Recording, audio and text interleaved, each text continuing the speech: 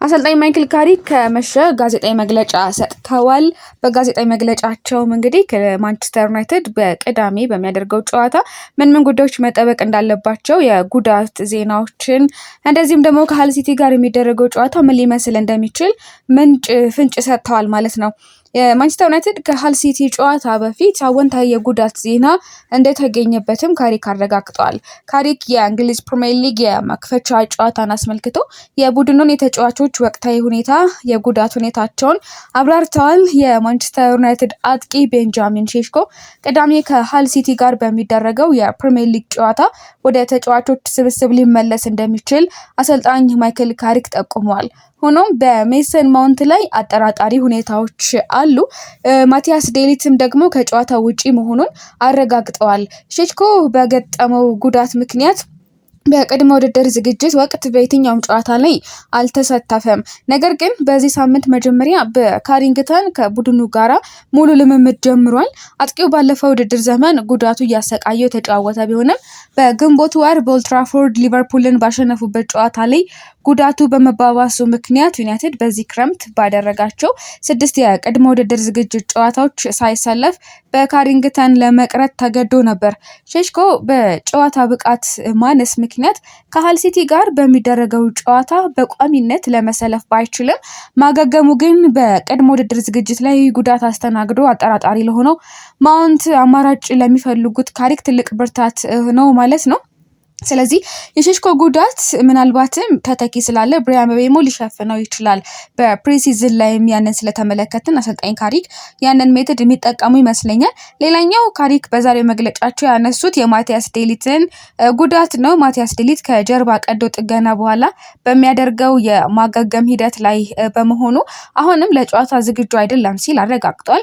ተከላካይ ወደ ልምምድ የተመለሰ ቢሆንም ዩናይትዶች የማገገሚያውን የመጨረሻ ደረጃዎች በጥንቃቄ ይከታተሉታል፣ አይፈጥኑም፣ አይቸኩሉም። የዩናይትድ አዲሱ ፈራሚ ካርል ዳርሎ በዚህ ሳምንት ልምምድ በመስራቱ በስብስብ ውስጥ የመካተት እድል አለው። ካሪክ ከሃል ሲቲ ጋር ከሚደረገው የመክፈቻ ጨዋታ በፊት በነበረው ጋዜጣዊ መግለጫ ስለ ተጫዋቾች ሁኔታ ሲጠየቁ ካርል ዳርሎ በዚህ ሳምንት ጥሩ ትሬኒንግ እንዳደረገ ከክለቡ ቡድን ጋራ ወደ ልምምድ መመለሱን አረጋግጧል። ስለዚህ በጥሩ ብቃት ላይ ይገኛል ያለው ማቲያስ ዴሊት ለረጅም ጊዜ ከሜዳ ውጪ እንደነበረ ገልጽ ነው። ነገር ግን ልምምድ እየሰራ ነው። እሱን መመለሱ ትልቅ ነገር ነው። እርግጥ ነው በጨዋታው አይሳተፍም፣ ነገር ግን በጥሩ ብቃት ላይ ነው፣ ሂደቱን በጥሩ ሁኔታ እየሄደ ነው ብሏል። ስለዚህ በዚህ ደረጃ ላይ እሱን መመለሳቸው ለኛ ትልቅ ጥቅም ነው ብሏል። የማቲያስ ዴሊት ማገገም ቤንጃሚን ሼሽኮን በሚመለከት ወደ ልምምድ ተመልሷል ብሏል። ይህም ሌላ ወንታይ ጎን ነው። እሱን በስብስብ ውስጥ መልሰን ለማግኘትና የተወሰኑ ደቂቃዎችን ለመስጠት በጉጉት እንጠብቃለን ብሏል ካሪክ። በመቀጠል ሜሰን ማውንት በጥንቃቄ እየያዝነው ነው፣ ነገር ግን በጣም ቀርቧል። ስለዚህ ሳምንቱ መጨረሻ ጨዋታ ካልሆነ ደግሞ ለሚቀጥለው ሳምንት ይደርሳል ብለን እናስባለን ብሏል። የማውንት ጉዳት ቀላል ይመስል የነበረ ቢሆንም በዚህ ሳምንት መጨረሻ ጨዋታ ካመለጠው በኋላ ሁለቱን የቅድመ ውድድር ዘመን ጨዋታዎችን ጨምሮ 3 ጨዋታዎች ያመልጠዋል ማለት ነው።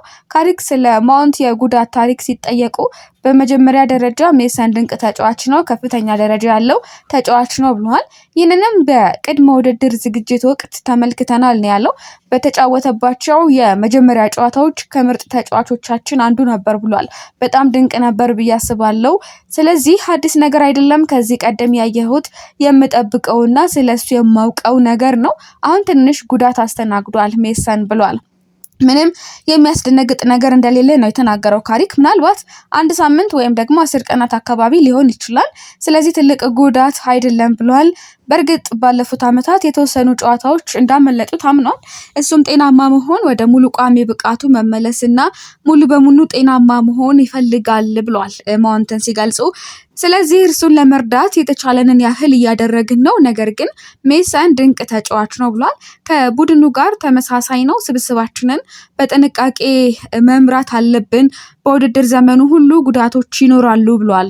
የውድድር ዘመኑን በሙሉ ሊያስቀጥለን የሚችል ጠንካራ ቋሚ አሰላለፍና በቂ ተጫዋቾች ያሉት ስብስብ ሊኖረን ይገባል ሲል ካሪክ በጋዜጣዊ መግለጫው ላይ አንስቷል። ሜሰን ባይደርስ እንኳን በጣም በቅርብ ይመለሳል፣ ስለዚህ ሁሉም ነገር በጥሩ ሁኔታ ላይ ነው ሲሉ አብራርተዋል። ዩናይትድ ከ2017 በኋላ ለመጀመሪያ ጊዜ ወደ ሃል ሲቲ ሜዳ ያመራል።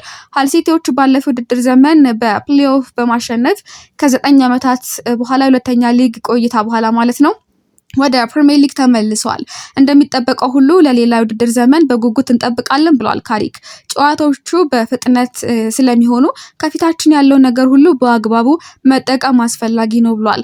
በልምምድ ሜዳ ባደረግነው የቅድመ ውድድር ዝግጅት ስራ በተለይም በጨዋታዎቹ ላይ ባየነው ነገር በጣም ተደስቻለሁ፣ ተበረታትቻለሁ። ስለዚህ ጥሩ ነገር አዎንታዊ ነገሮች አሉ። የመጀመሪያውን ጨዋታ ቅዳሜ የሚጠብቀንን ማለት ነው ጠንካራ ጨዋታ ነው፣ በጉጉት እንጠብቃለን ብሏል።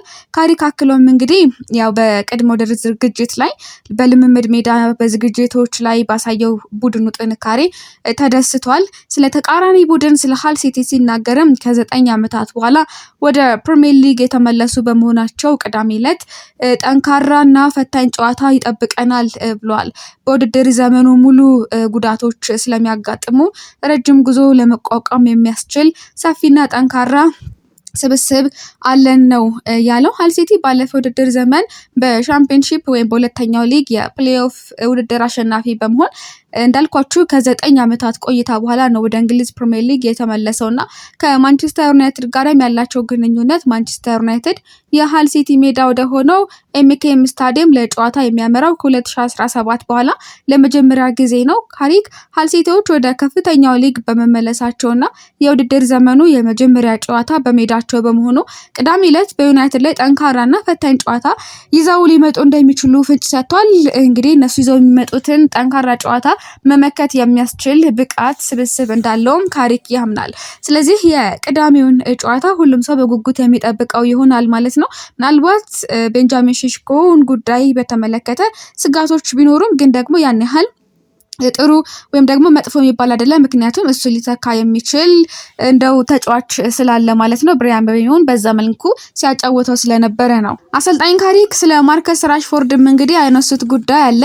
ማርከስ ራሽፎርድን በሚመለከት እንግዲህ አሁን ላይ ጠንክሮ እየሰራ እንዳለ ገልጿል ማለት ነው። ጥሩ ብቃት ላይ ለጨዋታም ዝግጁ እንደሆነ ተናግሯል። ምናልባት ደግሞ የበለጠውን ጥሩን ማርከስ ራሽፎርድ ልና እንደምንችል ፍንጭ የሰጠበትም ጋዜጣዊ መግለጫ ነበር። በአጠቃላይ ግን በተለይ የዝውውር መስኮቱ ከመዘጋቱ በፊት ጠንካራ ዝውውሮችን ለማድረግ እየሞከሩ እንዳሉ ነገሮች እንዳልተቋጩም ፍንጭ ሰጥተዋል ማለት ነው። ስለዚህ ምናልባት እንደ ቡድን ጠንካራ ወይም ደግሞ እንደ ቡድን ጠንክራን እየሰራን ነው፣ ጥሩ ጠንካራ ስኳድ አለን፣ ለቀጣዩ ደግሞ ወደፊት አብረን እንሄዳለን ሲሉ የቅዳሜውን ጨዋታ ለመጫወት ዝግጁነታቸውን በዛሬው ጋዜጣዊ መግለጫ ላይ ሰጥተዋል ማለት ነው። ሌሎች ጉዳዮችን ደግሞ አጠቃላይ ዳሰሳዎችን በነገው አርብ እንደዚሁም ደግሞ በቅዳሜ በሚኖሩን የዩቲዩብ ቻናል ቪዲዮዎች ላይ በሰፊ የምለቅላችሁ ይሆናል። አሁንም ቢሆን ግን የጨዋታ ግምቶች አቋማሪ ድርጅቶች በተደጋጋሚ የሚሉት ነገር የማንቸስተር ዩናይትድ ጨዋታና የሃል ሲቲ ጨዋታ በማንቸስተር ዩናይትድ የበላይነት ሊጠናቀቅ እንደሚችል ከወዲሁ ግምታቸውን እየሰጡ ይገኛሉ። ለማንኛውም እናንተስ ምን ሀሳብ አላችሁ? በኮሜንት አድርሱን።